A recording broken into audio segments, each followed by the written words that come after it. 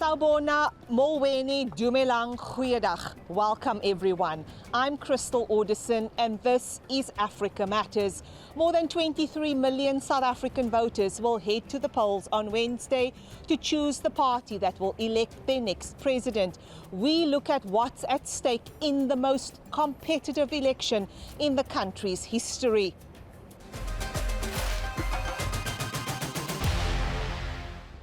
Voters will elect 400 members of parliament that sit here in Cape Town. Each political party is allocated parliamentary seats that are proportional to the number of votes it gets. The lawmakers will then elect the country's next president, who will serve for a 5-year term. But first, voters will have to decide which of the 70 parties get their ballot, and there'll be some interesting faces, including the 71-year-old incumbent President Cyril Ramaphosa, who is the party leader for the African National Congress. The party has been in power since the end of apartheid 30 years ago. Critics say he's failed to tackle the chronically high unemployment, widespread power cuts and corruption allegations.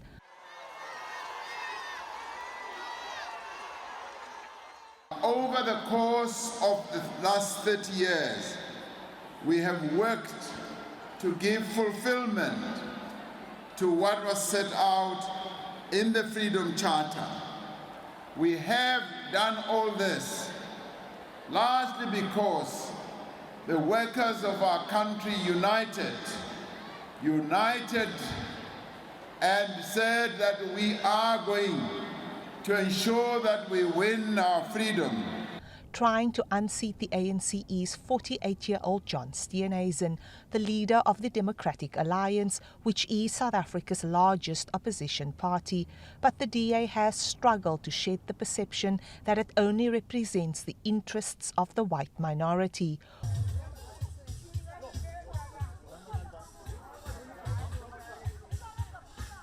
This municipality cares only about one thing, and that's putting money in the pockets of its politicians.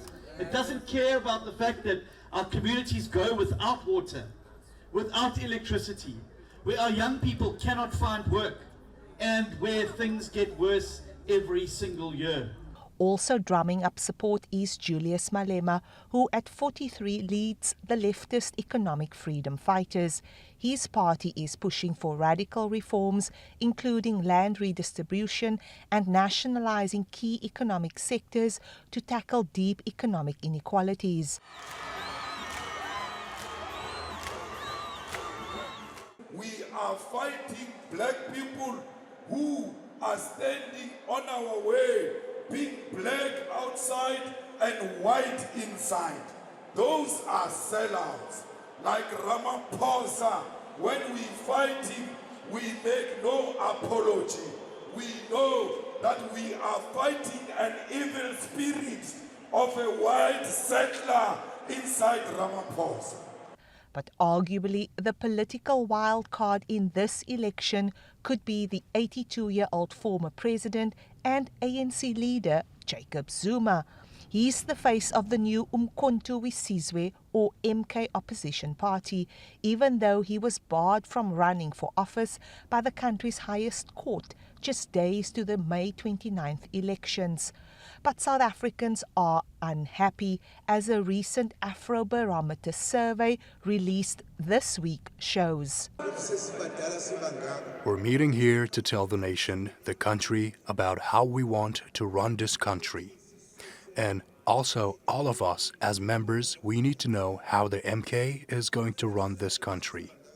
Whether you're in the Western Cape or Limpopo, wherever you are, we're going to be governed and ruled by the same and unique law.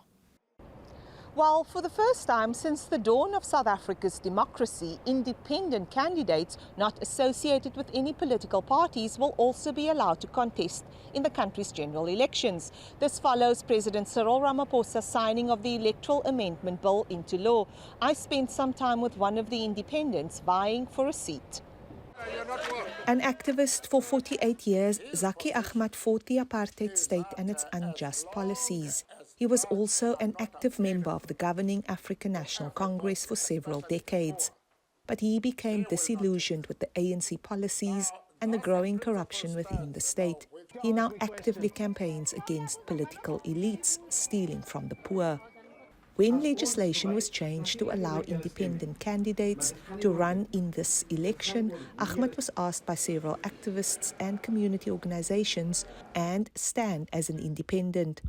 As an independent, my job is to bring people's voices into Parliament so that we can re-establish some connection with representative democracy and people. He has been engaging with different communities about their challenges and what they want change. For me, we have to fix the state. We have to reclaim Parliament. We have to fix the state. While independents will not have to answer to any political leader, analysts say the stakes for the elections are high and many people are disillusioned with democracy and the high levels of poverty. Several pre-election polls suggest that the ruling African National Congress, which has been in power since 1994, could lose its majority. But several analysts say that while the electorate could punish the ANC due to corruption and the poor state of the economy, it is going to be a difficult one to predict whether they will lose their majority and may have to enter into a coalition with smaller parties. But others believe opposition parties have not done enough to convince the majority of black voters to vote for them. Nobody wants to be governed or be represented by somebody who is removed from their material conditions and their experiences of life. And so until the other political parties do the work that is needed to do in terms of ensuring that there is representation of every type of South African in their parties, in terms of ensuring that when you speak about your policies, you don't talk about, non-race-based policies in a country that's coming out of race-based policies of apartheid, and that you don't, pretend as if we have this equality when we live, in a highly unequal country. An Afrobarometer survey says South Africans want the government to deliver on jobs and deal with corruption. For now, independents like Zaki Ahmed say they'll work hard to ensure poorer communities' voices and issues are heard. For more on the Afrobarometer pre-election survey, I'm joined by Jan Hofmeyer from the Institute for Justice and Reconciliation and co-partner for Afrobarometer in Southern Africa. Thank you so much for joining me, Jan. Jan, talk to us about what the survey reveals about the state of South Africa and what are people saying? Yes, Crystal, the Afrobarometer is a pan-African survey project conducted in close to 40 countries across the continent and also in South Africa. And the IJR conducts this on behalf of Afrobarometer in South Africa. This is a pre-election survey, so we're focusing on the election that is coming up. And we look at specific issues that animate South Africans. And we've seen that the core issues that are coming up for people are the questions like unemployment, the question of electricity that we've had an experience over the past year or so, and then also very pertinently corruption. The issue of corruption is an issue that really interests South Africans, how parties will respond to this. Jan, talk to us about what are voters saying their key concerns are. Primarily the question of unemployment. As you know, unemployment together with poverty and inequality are the key issues that affect the South African economy. They are structural drivers that ensure that many South Africans still remain in poverty. And 30 years after the democratization of the country, many people are asking how long will we still wait before these issues are being resolved. But we also see that there's a lot of undecided voters. Talk to us about what the survey says about this aspect. Yes, we've seen close to a third of our respondents in the survey indicating that they don't know what they're going to vote yet. And these are voters that have indicated that they are registered and that they're intending to vote, but they have not made their mind up yet. So one of the things that we do know and have seen in this survey as well is that the levels of attachment that South Africans have to political parties, be it the ruling ANC or also opposition parties, have declined over time. So parties are not guaranteed to get a vote. They will have to work in order to get the vote of their supporters. Jan, of course, everybody wants to know what is going to happen after May 30th. Any predictions or analysis on where the ANC will stand? I think at this stage it is so open. The race is so open. As we have indicated, there is so many people that are still uncertain what they are going to vote. There are various permutations. The one is that the ANC actually makes it across the 50% margin. And then there are other permutations, maybe a more of a left-leaning coalition with the EFF or a party like MK, a more sort of centrist right coalition with the ANC, and then also a possibility with coalitions with smaller parties. But at the moment, this is all speculation. I think it's very premature to make a call on this. It's going to be a very tight one. And then lastly, Jan, we've seen a lot of voters disillusioned not only in South Africa, but in Africa, but also across the globe. What does this mean for democracy, and how do we overcome this hurdle? I think the question is how democracy is being implemented. What we see in South Africa, but also elsewhere on the continent, is that people are not disillusioned with democracy as a system, but in the way that it's operating. People are not experiencing that their leaders are transparent and accountable, and this makes them dissatisfied with the way that is functioning, and hence we also see this response that some people retreat from the process in its totality. Thank you. That was Jan Hofmeyer, Head of Policy of the Institute for Justice and Reconciliation in Cape Town. Voter apathy is proving to be a huge challenge. Despite the heated political debates, millions didn't register to vote, and many who did are planning to abstain. Nsipeng Motema explores what's behind the growing voter disillusionment and talks to those advocating for community-driven solutions instead of relying on political parties. She brings us this report from Johannesburg. It's all about nepotism. Tackling some of the most crucial issues facing South Africa. This group of first-year university students is having a political debate about the upcoming elections. They are also talking about the ways the political class has failed the people since the dawn of democracy. Many young people say they've lost interest in the electoral process because they are frustrated with corruption, high levels of unemployment, and poor service delivery. People are angry by not casting their vote. Simply shows that they are trying to punish this political party to show that we are not happy. We are devastated where we are. These students are studying education. While some among them have decided not to vote, others still consider it an important democratic exercise. We've just lost hope. But if you're not voting, it's like you're burning the right you have. You're just burning votes ultimately by just sitting and not doing anything. The key starts with we cannot keep ANC in power. It's about trying new political organizations, new ideas, fresh minds. For the past 3 election cycles, there's been a steady decline in the numbers of people participating in the process. During the last election, only 47% of eligible voters cast their ballots, which was just 66% of registered voters. This time around, there are more than 13 million people who haven't even registered, up from 9 million in 2019. In the south of Johannesburg, in Orange Farm Township, community members are also talking about the elections. At the Orange Farm Human Rights Advice Center, part of the discussion is about how communities can become independent. We talk about self-reliance. How can you feed yourself if they are advising people to stand on their own? Believing that communities cannot wait on politicians, Richard Mokolo founded this NGO. Among their services, they offer free legal advice to people here on a wide range of issues.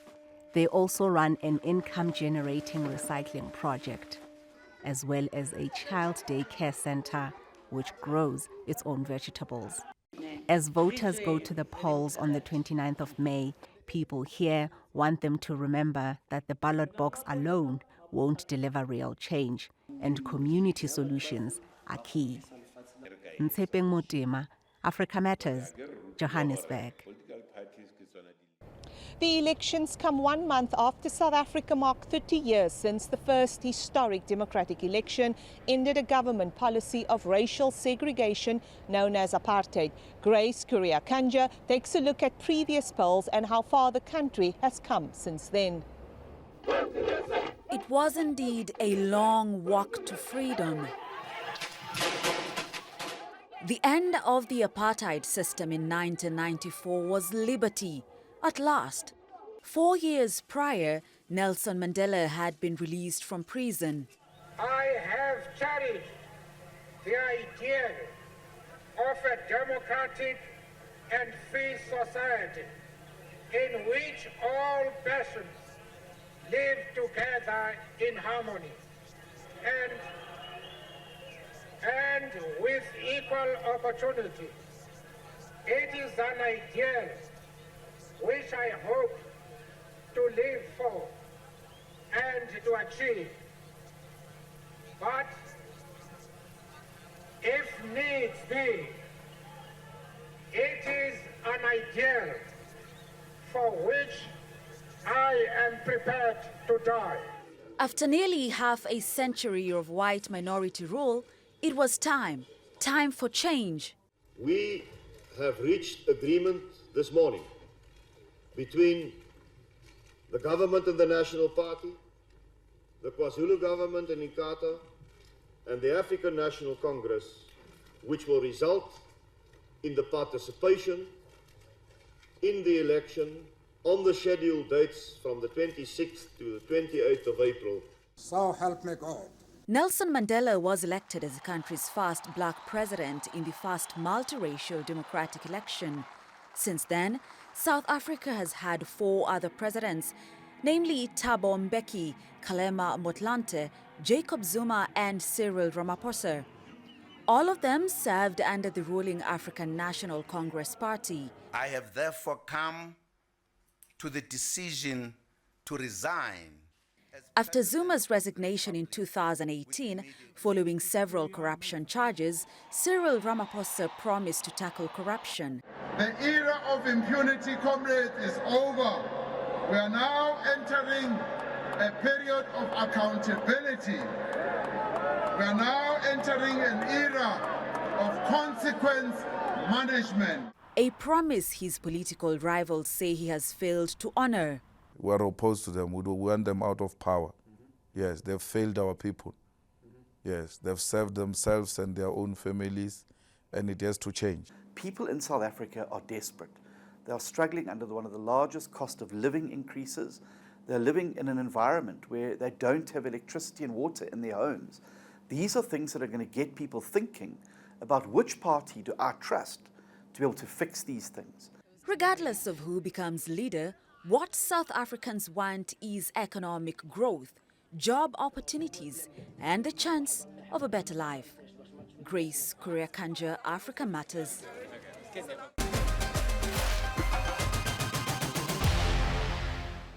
Staying in southern Africa, we head to Zambia, which is facing its driest agricultural season in more than 40 years, pushing the government to prioritize climate crisis education. One young woman is dedicated to educating her deaf classmates about this important issue, but she faces challenges due to limited climate crisis explanation. Yaran Dinch reports. 18-year-old Bridget Chanda lost the lower part of her legs due to gangrene at the age of 7. She attends a school with her other friends. Some have differing abilities. This session is crucial for Chanda and her friends as she interprets the lessons of climate crisis to them. The task comes with many difficulties for Chanda. When I came, it was challenging for me, yes, quite all right, because by then I never knew sign language, so it was very difficult for me to communicate with them. But as time goes on, I discovered I just have to know sign language so that I can be helping them in 1 or 2 things. Zambia is experiencing extreme weather. including an increase in the frequency and severity of seasonal droughts. Despite help from people like Chanda, the awareness drive faces major hurdles due to sign language limitations. So there are some words that I do just signing, but there are other ways that are difficult that I can't manage signing them. So if I can't manage, I just spell for them, then they'll know what I'm talking about. The campaign manager explains the issues sign language interpreters face. We still have some teething problems as we develop on we improve on how to deliver and cater for the special needs, especially in the hearing.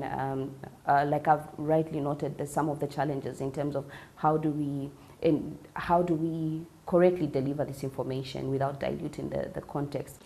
Chanda and her friends are fully committed to the climate crisis awareness campaign, despite all odds.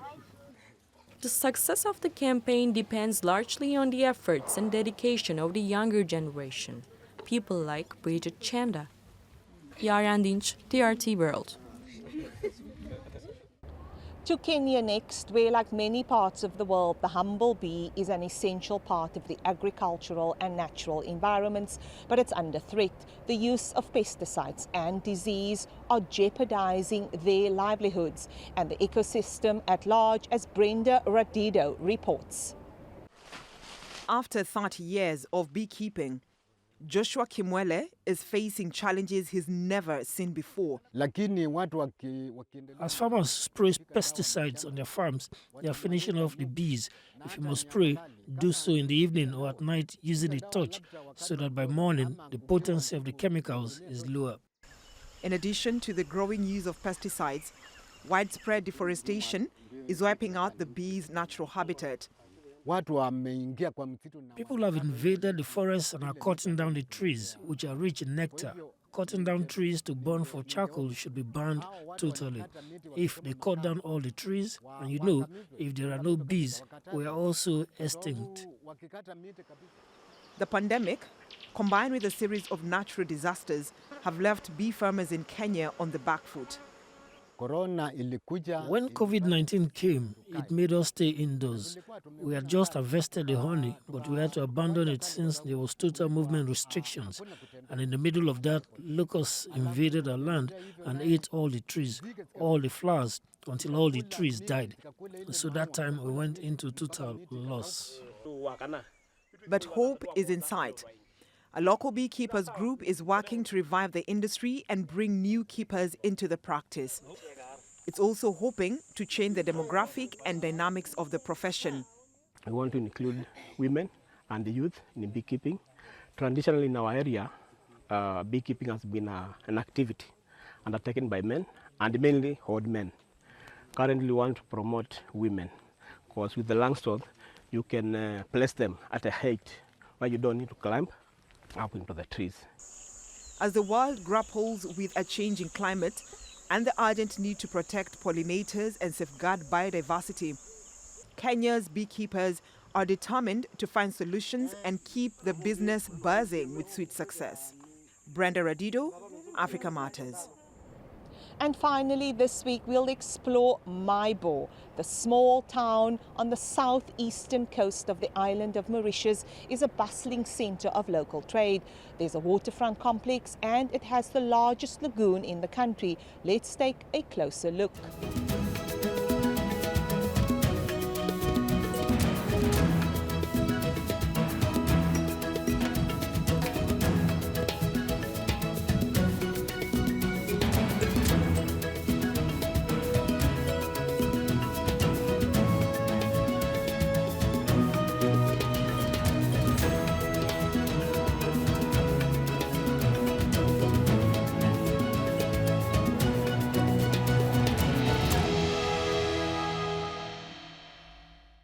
That's our show this week. Let us know of what you think about the stories you've seen. Share your ideas and feedback. You can find us on X and on YouTube by searching TRT World Africa Matters. Thanks for watching, and it's hamba kahle tot ziens from me, Crystal Audison, here in Cape Town, South Africa.